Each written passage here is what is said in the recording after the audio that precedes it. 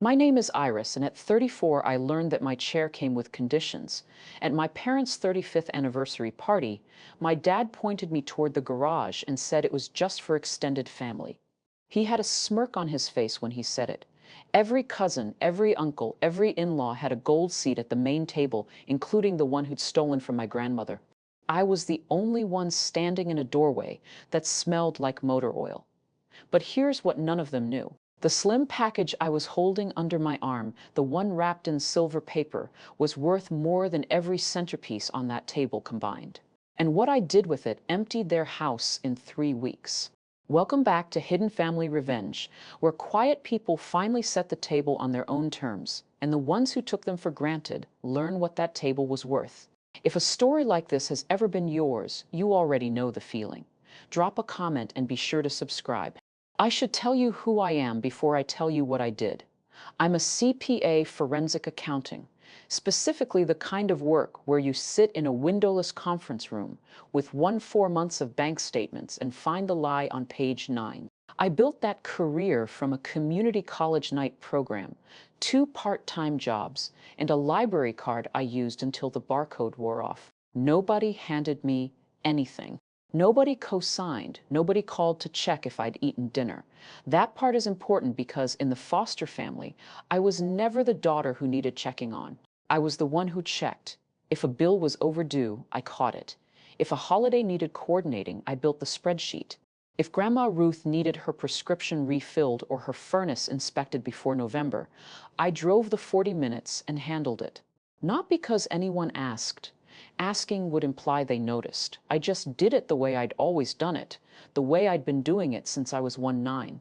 And my mother looked at me across a pile of unopened mail and said, "You're good at this kind of thing." That was the job offer. No title, no salary, no review, just a permanent seat at the operations desk of a family that only called when something broke. My therapist once told me that over-responsibility is a trauma response dressed in competence. She said it like it was a warning. I heard it like a job description. So when the anniversary party came around, I was the obvious choice to make it happen. I booked the venue. I called the caterer. I arranged Grandma Ruth's wheelchair transport. I handled every detail down to the napkin color.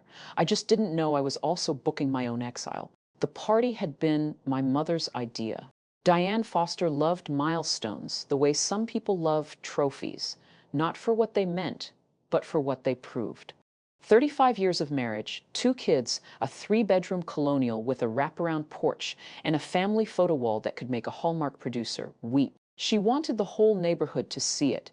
Something elegant, she told me over the phone in the 5th of March, months before the August date. Gold chairs, not white, real linens, and make sure the photographer gets the porch. She never said please.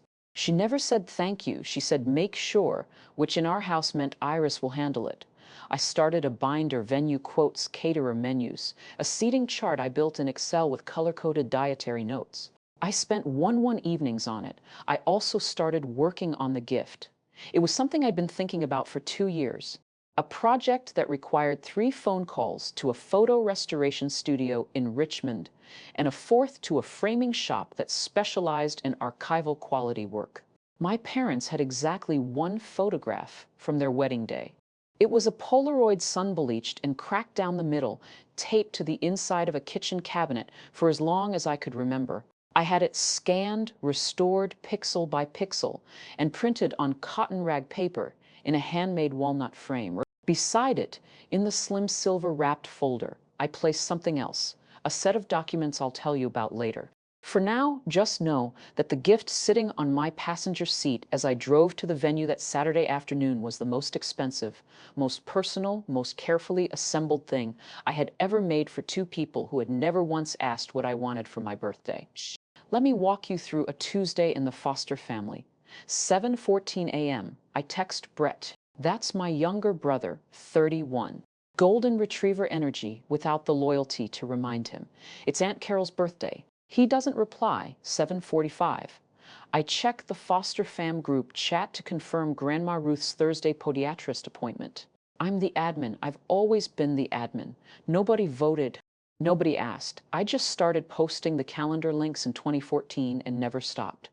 900 a.m., I call the venue to confirm the August deposit. 1-1, I email the caterer about my dad's shellfish allergy, which he will deny having, and my mother will confirm with a sigh. 2 p.m., my mother calls. She doesn't say hello, she says, the florist wants to know about the arch. I tell her I already handled it, she says. Good, oh, and your father wants crab cakes. I remind her about the allergy, she pauses. You always understand, Iris. That sentence 8 syllables. She'd been saying it my whole life, and every time it sounded like a compliment, until you held it up to the light. You always understand. It meant you won't complain. It meant I don't have to explain. It meant you are the path of least resistance, and I will walk it every single time. By 5 o'clock p.m. Seth. I had coordinated a vendor, managed a medical disclosure, resolved a catering conflict, and reminded a 31-year-old man about a birthday he'd known about for 31 years. None of it was in my job description. All of it was in my blood. The Foster family ran on Iris, and Iris ran on the quiet certainty that if she stopped, everything would break. I was about to test that theory. My father, Gerald Foster, is 63 years old and has never entered a room without counting heads. Not because he's anxious, because he's measuring. Gerald needs an audience. He coached Little League for 9 years, even though Brett quit after 2. He ran for town council twice, lost both times, and still introduces himself as civic-minded. At his retirement dinner from the county clerk's office, he gave a 14-minute speech. The man does not fear a microphone. He fears an empty chair. My mother is different. Diane grew up poor, Appalachian poor, 7 kids in a trailer poor, and she carried that scarcity into everything. In her math, love is a finite resource. You allocate it where the return is highest. Brett was the return, handsome, social, effortlessly liked. I was the infrastructure. You don't celebrate infrastructure, you maintain it. Then there is Brett himself. My brother has never organized a single family event, paid a single vendor invoice, or driven Grandma Ruth anywhere. He's never had to. He showed up, smiled, and got the best plate.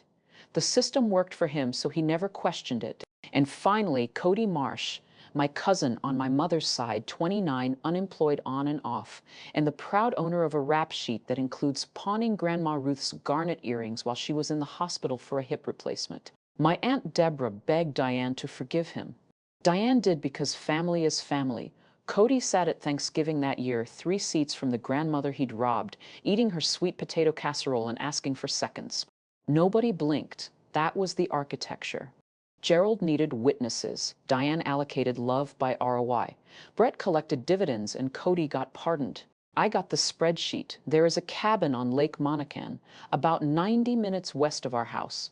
It belonged to my grandfather Harold before he died in 2011.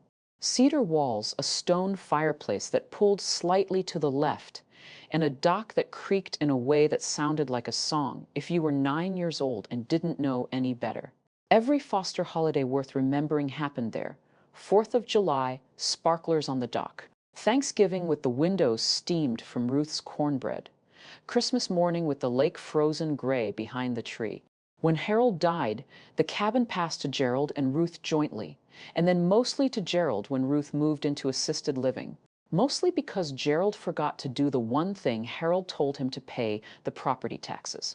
By 2019, the cabin was 3 years delinquent. The county had mailed 2 notices. Gerald threw them away. In 2020, a tax lien notice arrived. I found it in the recycling bin under a pizza box. I didn't ask permission. I called the county assessor, set up a payment plan, and over the next 4 years cleared the full amount plus the penalty and the special assessment for the septic system.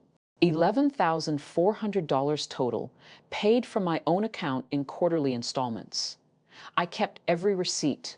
I sent Gerald a certified letter documenting each payment, returned, and kept the green cards in a folder with the canceled checks. He never signed for one of them. Diane did twice.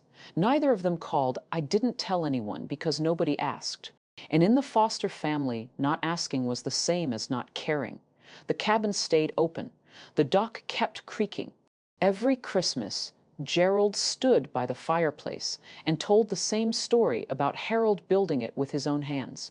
He never once mentioned who kept it standing. It was one of those details I carried quietly, like a deed folded into a wallet pocket, waiting for the day it mattered. The Wednesday before the party, I sat at my kitchen table and slid the last piece into the silver folder. The restored wedding photo, crisp, color corrected, mounted on acid-free backing. And beneath it, the cabin documents, paid in full tax certificate, copies of every canceled check and certified mail receipt, and a handwritten card. The card said, 35 years of the Foster family. Here's 35 more. The cabin is clear, free, and yours. Love, Iris. I sealed the folder, wrapped it in silver paper, and tied it with a linen cord. The whole thing was flat enough to sit on my lap. I held it for a moment and imagined my father's face when he opened it. Not the smirk, the other face, the one I'd seen twice in my life. Once when Harold died, and once when Brett scored the winning goal at a JV game. In 2009, the soft face, the face that said, I see you. I thought this gift might unlock it. I thought 35 years of marriage and 4 years of quiet tax payments and one impossible photo restoration might add up to enough. Enough for what? I couldn't have told you then. A seat maybe, an introduction that went beyond. And this is our daughter Iris. She's the organized one. A moment where my name didn't come with a job title attached. I put the gift on the passenger seat of my car and drove to the venue the next morning with the windows down, and a feeling in my chest that I hadn't earned yet. Hope. The kind that sits on top of 5 years of evidence and still manages to float. If you've ever walked into a family event carrying something you made with your whole heart, you know exactly how fragile that walk is. The venue was the back garden of the Elks Lodge on Sycamore, the one with the white pergola and the parking lot that smells like honeysuckle in August. I'd chosen it because my mother wanted elegant but not pretentious, which in practice meant expensive but with a parking lot. 64 guests, gold Chiavari chairs with ivory cushions, round tables dressed in white linen, a string quartet I found on Thumbtack for $600. The photographer was already circling the porch when I pulled in, shooting the floral arch I designed with the florist over 4 emails and a Pinterest board. It looked exactly right. I carried the gift under my arm and walked through the side gate, past the bar setup, past the catering tent, past the guest book station I'd assembled the night before. Everything was in place. Everything I had touched was running. I scanned the seating chart pinned to the easel near the entrance. Table 1, Gerald, Diane, Brett, Aunt Deborah, Uncle Martin, Grandma Ruth. Table 2, the Marshes, including Cody. Tables 3 through 8, neighbors, church friends, colleagues. I moved my finger across every card. Table 4, Table 5, Table 6. My name wasn't on any of them. I checked again. I checked the back row seats, the overflow section by the pergola, the children's table that didn't have children assigned to it yet. Nothing. My name did not appear on the seating chart I had built. I stood there with the silver gift under my arm, the photographer clicking behind me, the string quartet warming up 30 feet away, and a seating chart that didn't know I existed. Then my father walked up, smiled the way you'd smile at a delivery driver, and pointed toward the garage. The garage was attached to the lodge by a breezeway that smelled like old concrete and WD-40. It wasn't part of the event space. It was where they stored folding tables, traffic cones, and a riding mower with a flat tire. My father walked me to the entrance like it was perfectly normal, his hand on the small of my back in that half-guiding, half-pushing way he did when he wanted to move you without being seen doing it. Inside there was one chair, white plastic, the folding kind with the metal legs that pinch your thighs if you sit wrong. It was positioned between a paint-stained workbench and a stack of orange traffic cones. No table, no place setting, no name card. The fluorescent tube overhead buzzed at a frequency that made my teeth ache. There was a water stain on the ceiling, shaped like a mitten. I noticed things like that because I wasn't looking at my father. If I looked at him, I would have seen the smirk. And if I saw the smirk, I would have had to decide what to do about it right then, and I wasn't ready. It's just for extended family, he said. 5 words, he said them the way you'd explain a seating upgrade on an airplane. Like it was policy, not personal. Like the garage was business class and the garden was first, and I simply hadn't earned the points. I could hear the quartet starting up through the wall, Vivaldi. I'd picked that piece. I'd emailed the quartet leader 3 versions of the set list before settling on it, and now I was hearing it through cinder block, standing next to a lawnmower, holding a gift I'd spent 2 years making while my father adjusted his cufflinks and walked back to his gold chair. I sat down. The chair pinched immediately. I set the gift on my lap and looked through the open breezeway toward the garden. From that angle, I could see about half the tables. I could see Aunt Deborah adjusting her shawl.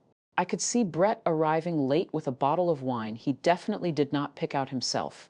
I could see Grandma Ruth in her wheelchair at table 1, her hands folded in her lap, her eyes scanning the garden the way she always did, looking for me. And I could see Cody Marsh at table 2, leaning back in a gold Chaveri chair with his legs spread wide, laughing at something. Uncle Martin said, Cody, who had taken Grandma Ruth's garnet earrings, the ones Harold gave her in 1974, and pawned them at a shop on Route 9 for $215. Cody, who had never apologized because Diane told everyone to let it go. He's been through a lot.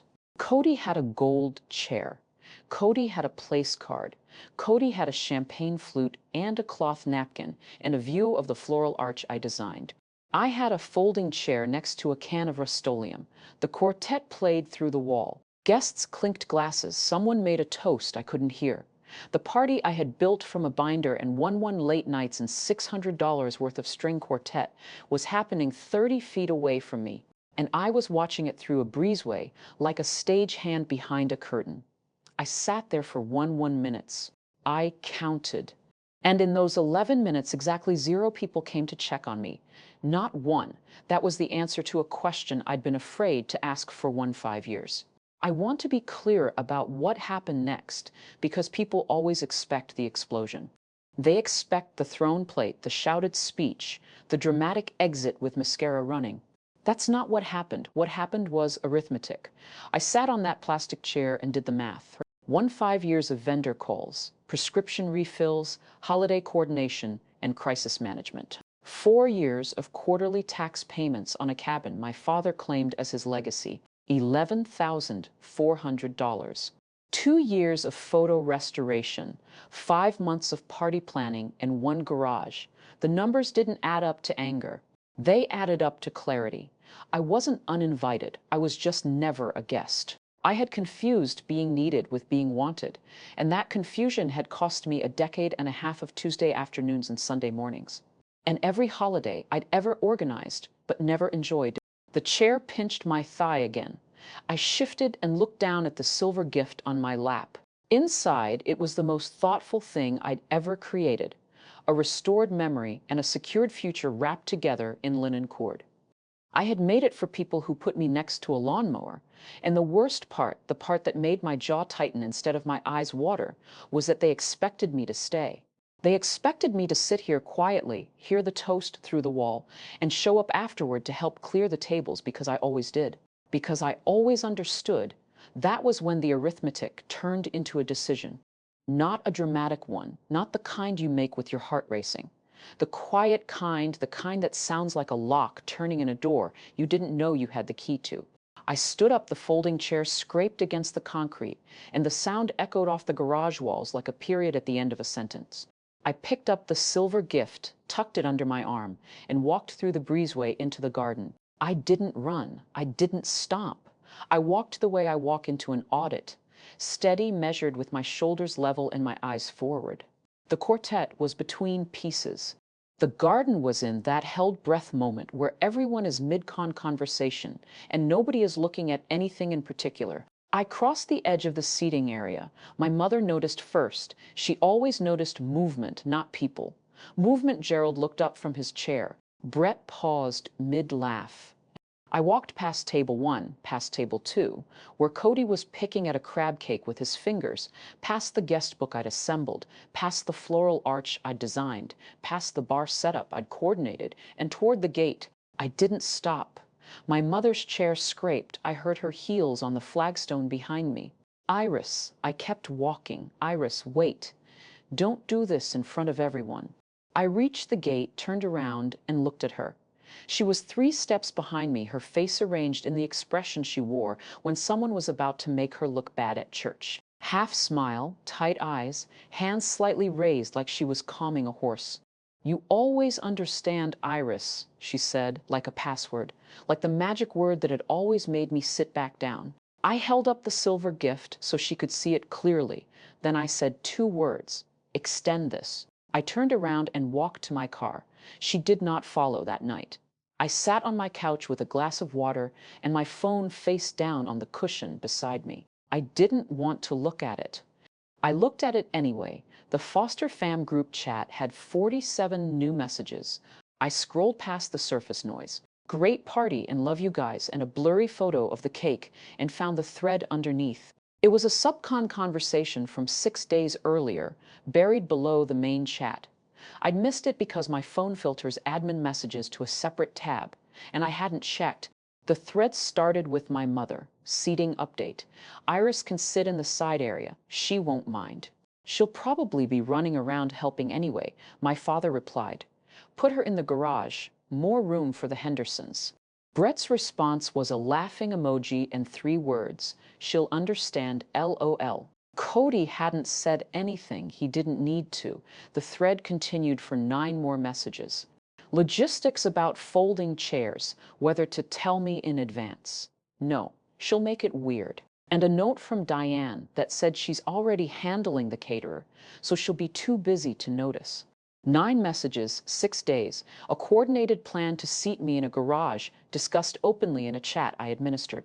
And nobody thought to delete the thread because nobody thought I mattered enough to check. I read it twice. I didn't screenshot it. I didn't save it. I didn't need evidence. This wasn't a case I was building. It was a fact I was finally reading. The family I'd been running for 15 years had never considered me a member. They'd put it in writing, and the writing was sloppy because it was never for my eyes, because my eyes were never on their minds. I put the phone down. I finished my water. I went to bed. In the morning, I made coffee, sat at my desk, and opened a new spreadsheet: old habits. The column headers were simple: task frequency, last completed, replacement status. I listed everything I did for the foster family. Grandma Ruth's medical coordination, appointments, pharmacy, insurance calls, the family calendar, birthdays, holidays, RSVPs, travel logistics, the lake cabin, tax payments, maintenance contacts, winterization schedule, my parents' household overflow, the bills Diane forgot, the prescriptions Gerald ignored, the warranty claims nobody filed, Brett's life administration, the dentist appointments. I booked because he kept forgetting the car registration I renewed because he didn't know how. Event planning, every holiday, every birthday dinner, every graduation party for the last 5 years. The list ran to 41 items, 41 recurring tasks, none of which had ever been assigned, acknowledged, or compensated. I looked at that list the way I look at a balance sheet, when the client insists everything adds up, but the numbers say otherwise. The numbers always say otherwise. I wasn't going to slam doors. I wasn't going to send a manifesto. I wasn't going to post anything, announce anything, or explain anything. I was going to do something much simpler and much more devastating. I was going to stop. Not dramatically, not all at once, just stop. Remove myself as admin, cancel the recurring reminders. Let the voicemails go to the family members whose names were actually on the accounts. If the foster family ran on Iris, then the Fosters were about to find out what happens when the engine walks away and the car keeps rolling toward the intersection. Monday morning, I removed myself as admin of the foster fam group chat. I didn't announce it. I just changed the settings and left the thread. By Tuesday afternoon, the chat had devolved into 3 unanswered questions about Grandma Ruth's Thursday podiatrist appointment. Nobody knew the address. Nobody knew the time. Nobody knew that Ruth needed the wheelchair ramp entrance on the west side because the east side had a 2-in lip that caught her front wheel. I knew all of that because I'd driven her to that office one times. Wednesday, I called Grandma Ruth directly. Not through the chat, not through Diane. I told her I'd still visit her. I told her I loved her. I told her I was stepping back from the family coordination, and if she needed anything, she could call me. but the scheduling would need to go through Gerald or Diane now. Ruth was quiet for a moment, then she said, "I wondered when you'd figure it out." She didn't ask me to reconsider. She didn't guilt me. She said Harold used to say the fence post that holds the most wire is the first one they forget to paint. I hung up and cried for 6 minutes. Then I stopped and called the venue to redirect the remaining invoice to my mother's name, the caterer, the photographer, the string quartet. One by one, I transferred every vendor contact, every outstanding balance, every follow-up item to the people whose party it actually was. I didn't explain why. I just said, "I'm no longer the point of contact." Most of them paused. One, the caterer said, "Oh, I thought you were the 1 inches charged. The foster fam group chat went silent for 3 days." Nobody posted. Nobody asked where I went. The calendar just stopped updating like a clock with no one to wind it. The first crack appeared on a Thursday. Diane called the podiatrist's office to reschedule Ruth's appointment and was told the account was under a different name. Mine. She didn't know the login. She didn't know the insurance authorization code. She called me at work. I let it go to voicemail. The second crack came Saturday when the venue emailed Diane about the post-event cleaning deposit refund. Diane didn't know there was a deposit. She didn't know the amount, the account number, or the refund timeline. She called Gerald. Gerald called Brett. Brett texted me, "Hey, can you handle the venue thing?" I didn't reply. The third crack was quieter and deeper. The family calendar, the shared Google Calendar, I'd maintained for 6 years with color-coded entries for every birthday, every appointment, every school event, stopped up. Aunt Deborah's birthday passed without a single text from the foster side. Her Uncle Martin's colonoscopy prep was missed because nobody sent the reminder. A plumber I'd scheduled to fix the kitchen faucet at my parents' house showed up on Monday, and Gerald answered the door in his bathrobe, having no idea who the man was or why he was holding a wrench. For 5 years, I had been the reason things never fell apart. And nobody noticed because that's the whole point of invisible work. If you've ever been the one who always handles it, you know exactly what I mean. Stay with me. This is where it gets quiet, then loud. And if this hits home, subscribe, so the algorithm sends it to someone who needs it tonight. 3 weeks after the anniversary party, the foster family still had not called to apologize. They had called 11 times for tech support. The calls changed tone in week 4. The first 3 weeks were logistical. Passwords, account numbers, appointment details. By week 4, the calls sounded different, annoyed, entitled. "Iris, why didn't you handle the caterer refund? They're saying we owe an additional $200. That was Diane on a Tuesday evening, her voice carrying the particular sharpness she used when she was embarrassed but unwilling to say so. I listened, then I said, "I'm not the office anymore. I'm just family now." Silence. Then, what does that even mean? It means the caterer's number is on the invoice. The invoice is in your email. She hung up. Gerald's version came 2 days later, louder and less precise. "Your mother is stressed. The house is falling apart. The calendar is gone. What exactly are you trying to prove?" "I'm not trying to prove anything, Dad. I'm just not doing it anymore.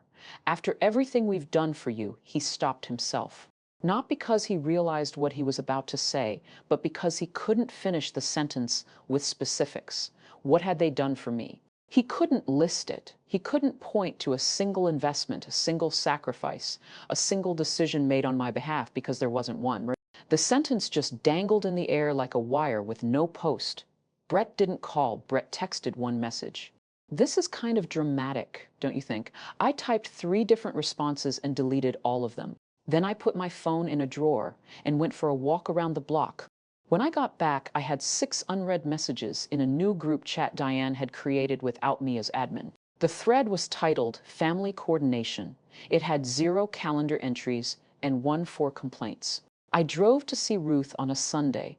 She was in her room at Meadowbrook, the assisted living facility off Route 12, sitting in the chair by the window with a crossword and a cup of tea that had gone cold. She looked up when I walked in, and her face did the thing it always did. A kind of slow brightening, like a lamp on a dimmer being turned up. "There's my girl," she said.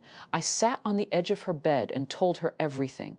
The garage, the chat thread, the spreadsheet, the withdrawal. She listened without interrupting, which is something Ruth has always been good at. When I finished, she set down her crossword pen and said, "Your mother was the same, you know." I looked at her, Diane. When she married your father, she took over everything from my side of the family. Holidays, thank you cards, the whole operation. My sister Peggy used to call her the secretary. Diane hated it. She swore she'd never let her own daughter feel that way. Ruth paused. Then she had you, and you were so good at it, and I think she forgot what it felt like. It was the closest anyone had come to explaining Diane. Not excusing, explaining. Diane had been the backup chair once. She'd escaped by handing the chair to me. That didn't make it right. That didn't undo the garage or the chat thread or the 5 years of unpaid coordination. But it made her human. And I needed her to be human because the alternative, that she was simply cruel, was a door I wasn't ready to open. Ruth reached over and squeezed my hand. You keep that cabin in good shape, you hear me? Harold would have wanted you to have it. I squeezed back. Ruth was 88 and sharper than any of them. The cabin problem arrived on a Monday in the 6th of September, weeks after the party, in the form of an envelope from the county assessor's office. It was addressed to Gerald Foster. I know this because Gerald called me furious at 7:40 inches the morning. There is a special assessment on the cabin, $4,000. Did you know about this? I knew about it. I'd been tracking it for 2 years. The county was upgrading the sewer line along the lake road, and every property owner on that stretch owed a proportional share. I'd set aside the funds in a separate savings account. I'd flagged the deadline in the family calendar, the one nobody looked at anymore. The deadline is the 15th of October. I told him, you have 6 weeks. 6 weeks, Iris. You can't just, why didn't you tell us? It was on the calendar. What calendar? The one you deleted, the one nobody checked. He was quiet for a moment. Then you need to handle this. No, the word sat there. I'd said it before to clients, to colleagues, to strangers. But I'd never said it to my father about a family task. It felt like setting down a box I'd been carrying so long my arms didn't know what to do without it. No, I'm not going to handle it. The cabin is in your name. The assessment is in your name. The county office is on Miller Street, and they're open 9 to 4 Monday through Friday. He hung up. I sat at my kitchen table and stared at my hands.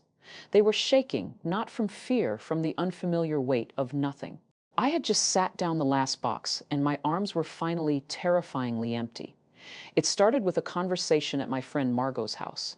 Margot is a family therapist with a private practice in Charlottesville, and she'd been listening to my story over wine and crackers. When she said, you know, there are thousands of women like you, she meant it clinically, but I heard it personally. Women who ran their family's operations without credit. Women who were the first call for every crisis and the last name on every seating chart. Women who had mistaken being essential for being valued and were only now learning the difference. I asked Margot if she'd ever considered a support group for them. She looked at me over her glass and said, I've been waiting for someone to ask. We held the first meeting on a Wednesday evening in October in the back room of a coffee shop on Main Street. 7 women showed up. 2 were daughters, 3 were sisters, 1 was an aunt. 1 was a grandmother who had been managing her son's household for 22 years and had never been invited to his wedding anniversary. We didn't call it therapy, we called it the backup chair because every one of us had been seated somewhere out of sight while the people we carried celebrated without us. The first woman who spoke, Karen 51, an office manager from Westboro, said something I'll never forget. You mean I'm allowed to just sit down? She said it like she was asking permission to breathe. The room went quiet, and then someone laughed, and then someone cried, and then we all sat there holding paper cups of cold coffee and feeling something I hadn't felt in a long time. Seen. The backup chair met every other Wednesday after that. By December, we had 19 members and a waiting list. Diane's campaign started in November. She didn't call, she wrote a letter, handwritten cream stationery, the kind she used for thank you notes to the pastor. Dear Iris, I don't understand what happened. You've always been the strong one, the one who holds this family together.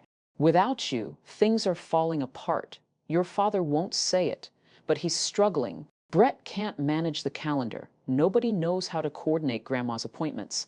You're tearing this family apart, and I don't think that's who you are. She signed it. Love, Mom. It was the most she'd written to me in 34 years, and every word of it was a job listing disguised as affection. She didn't ask how I was. She didn't mention the garage. She didn't say sorry. She said, "Things are falling apart," which meant the machine is broken, which meant come back and be the machine. Gerald's approach was louder. He showed up at my office on a Thursday afternoon, stood in the reception area, and said, loud enough for my assistant to hear, "After everything we did for you, this is how you repay us." I walked him to the parking lot. "What did you do for me, Dad?" He opened his mouth, closed it, opened it again. "We raised you. You raised me to run your household." "That's not the same thing." He left. I went back inside, closed my door, and sat in my chair for 10 minutes without moving. Here's what they called tearing the family apart. I stopped doing the work for free. That's it. If a boundary feels like an attack to someone, it's usually because your service felt like love to them, and only to them. Tell me in the comments if you've heard. After everything we did for you, I read everyone. By late November, the scope of my absence was becoming visible to the extended family.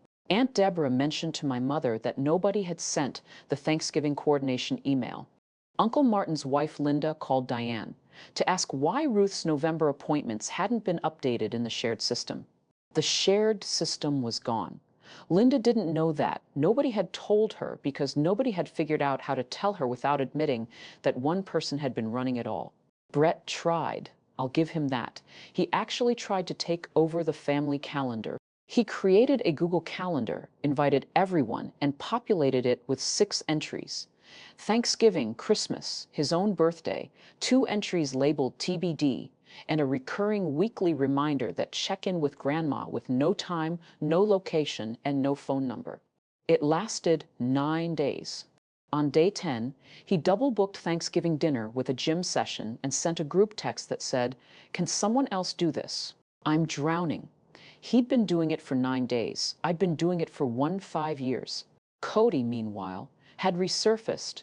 Aunt Deborah had given him access to the family's new group chat, and he'd immediately posted a link to a GoFundMe for his car repair, the car he'd bought with money nobody could account for.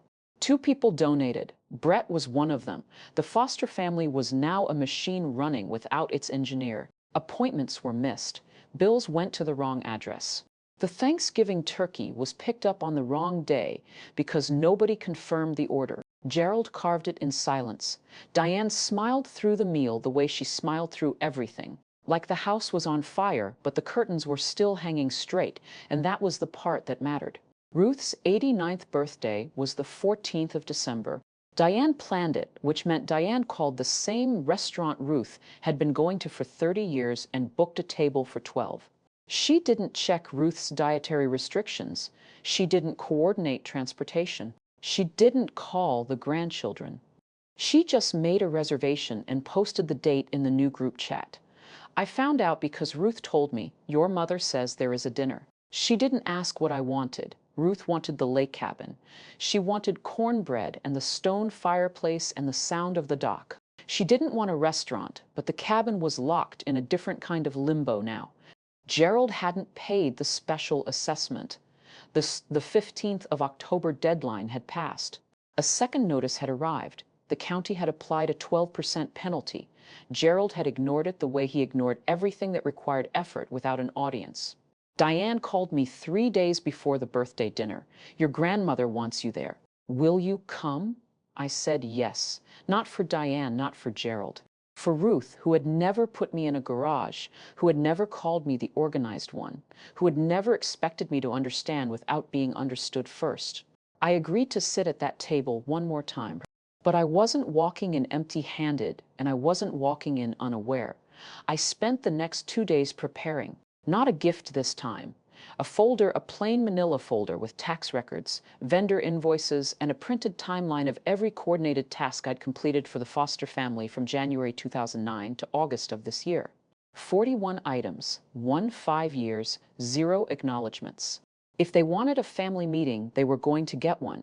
The restaurant was called Birch and Barrel, a farm-to-table place on the old highway with exposed brick and Edison bulbs, and the kind of menu that uses the word foraged without irony. 12 Fosters and Marshes around a long oak table. Gerald at the head, Diane beside him. Brett next to Diane, Aunt Deborah and Uncle Martin. Cody somehow, Linda, two of Ruth's friends from Meowbrook, and me at the far end next to Ruth's wheelchair. I'd brought something with me. Not the manila folder that was in my bag. I'd brought the white plastic folding chair from the garage. I'd gone back to the Elks Lodge the week before and asked the manager if I could buy it. He said I could have it for free. They were throwing them out. I carried it into Birch and Beryl and set it next to my assigned seat, which was predictably the chair closest to the kitchen door. I didn't unfold it. I just leaned it against the wall behind me, white and scuffed and impossible to miss. Diane saw it first. Her eyes went to the chair, then to me, then back to the chair. She didn't say anything. Gerald didn't notice because Gerald only noticed things that reflected well on him. Brett glanced at it and looked away. Ruth reached over and touched my arm. "Good," she whispered. The table filled. The waiter took drink orders. The Edison bulbs threw soft amber shadows across the oak. And I sat at the end of that table with a folding chair behind me and a folder in my bag, waiting for the moment I knew was coming. Because in the Foster family, it was never a question of whether someone would ask me to fix something. It was only a question of when. It took 23 minutes. Gerald waited until the appetizers were cleared, and the table was in that warm mid-dinner lull where everyone is full enough to be comfortable and loose enough to say things they shouldn't. He leaned forward, looked down the table at me and said, "Iris, we need to talk about the cabin." The table went quiet, not because the topic was sensitive, because Gerald used the voice, the patriarch voice, the one that sounds like a request, but lands like an order. "The assessment is past due. There is a penalty now. And nobody can get into the tax account because apparently it's all in your name." "It is in my name," I said, "because I set it up, because I've been paying it." "Well, we need you to transfer it back." "Transfer what back?" "The account, the login, whatever you did with the taxes. The cabin is a family property, Iris. It belongs to all of us." I looked at him. He was doing the thing he always did, rewriting history in real time, turning my labor into his inheritance. The cabin belonged to all of us, but the taxes had belonged only to me. "You'll always be family," Gerald said, and here it came, the sentence that revealed the architecture. "When we need you," he said it like a compliment. He said it the way you'd thank a handyman for showing up on short notice. Around the table, faces shifted. Aunt Deborah looked at her plate. Linda looked at Uncle Martin. Brett looked at his phone. Cody looked at the breadbasket. And Diane looked at me with the expression she always wore when she knew something was about to go wrong, but hoped that if she smiled hard enough, it wouldn't. I reached into my bag and set the manila folder on the table. I didn't stand up. I didn't raise my voice. I opened the folder and turned it so the table could see. "This is a list of every task I've done for this family. Since 2009, I said 41 recurring items. Medical coordination for Grandma Ruth appointments, insurance, prescriptions, the family calendar, every birthday, every holiday, every RSVP event planning for every party, every dinner, every graduation, vendor management, household overflow, Brett's car registration, Dad's prescriptions, Mom's warranty claims." I turned the page. "This is the cabin. In 2020, I found a tax lien notice in the recycling bin. You owed 3 years of back taxes plus penalties. I paid it $11,400 over 4 years. I sent certified letters documenting every payment returned. Your mother signed for 2 of them. The receipts are here." I turned the page again, and this was your anniversary gift. I pulled the silver folder from the bottom of the bag. It was still wrapped, the linen cord slightly wrinkled from 4 months in my closet. I untied it and opened it on the table. The restored wedding photograph, Gerald and Diane, 1989, standing on the courthouse steps in clothes they'd clearly borrowed, young and terrified and holding hands. Beneath it, the paid in full tax certificate, the canceled checks, and the certified mail receipts with Diane's signature on the green cards. The card that said 35 years of the Foster family. Here's 35 more. The cabin is clear, free, and yours, love, Iris. The table was silent. Ruth's hand was on my arm. Deborah's hand was on her mouth. I looked at my father. You put me in a garage on the night I was going to give you this. You sat me on a folding chair between a lawnmower and a can of spray paint. You planned it in a group chat. You laughed about it. And you did it because you thought I'd understand. I let the silence hold. I do now. Gerald's face went through 3 phases. Surprise, then calculation, then fury. The calculation was the part that mattered. That half second where he was deciding whether to apologize or attack. And the needle swung to attack because apologizing would mean admitting the garage was wrong. And admitting the garage was wrong would mean admitting the system was wrong. And the system was Gerald. You're twisting this, he said, his voice rising. You were supposed to be part of the setup, Iris. You were helping. Nobody put you in the garage as punishment. You were in the garage because that's where the extra chairs were, and you always pitch in. There was one chair, Dad, and you smirked. His neck went red. This is exactly why you take everything personally. Everything has to be about you. I've spent 35 years building this family, and you're going to blow it up over a chair. I didn't raise my voice. I didn't have to. You didn't build anything, I built it. You showed up. The table flinched. Gerald stood. His chair scraped against the hardwood. Diane started to cry. The kind of tears that arrive preloaded, already composed, designed to pull focus. Iris, please. You always understand we never meant to. I finally do. The 3 words landed like a door closing. Diane's script had run out. She had no next line after, you always understand, because no one had ever refused the cue before. Brett stared at the tablecloth. Cody shifted in his seat, and Aunt Deborah turned to him with a look that said she'd been saving something for a long time. While we're at it, Cody, where are my mother's earrings? The table cracked open, not into chaos, into honesty. And I sat there at the end of the oak table, next to the woman who had always seen me with a folding chair leaning against the wall behind me. It's just for extended family, I said to Gerald, so extend this. He didn't smile. For the first time in 63 years, the patriarch had no audience. I closed the folder. I placed the silver-wrapped gift, the photo, and the documents in front of Ruth. This was always for you, I said. Ruth looked at the restored photograph of Gerald and Diane on the courthouse steps. She touched the edge of the frame with one finger, the way you touch something that belongs to a time you can still feel. Then she looked up at me and said, Harold would have put you at the head of the table. I stood up, not in anger, not in triumph, in the same steady, measured way I'd walked out of the garage 4 months ago. Except this time, I wasn't carrying a secret. I was setting it down. I'm not going no contact, I said to the table.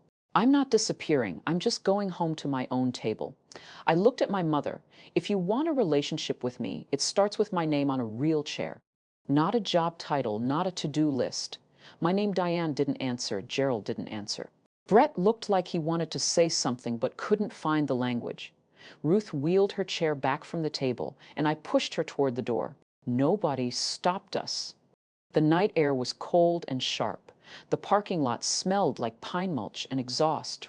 I loaded Ruth's wheelchair into the back of my SUV and helped her into the passenger seat. She buckled herself in and said, I'd like cornbread tomorrow. I'll make cornbread tomorrow.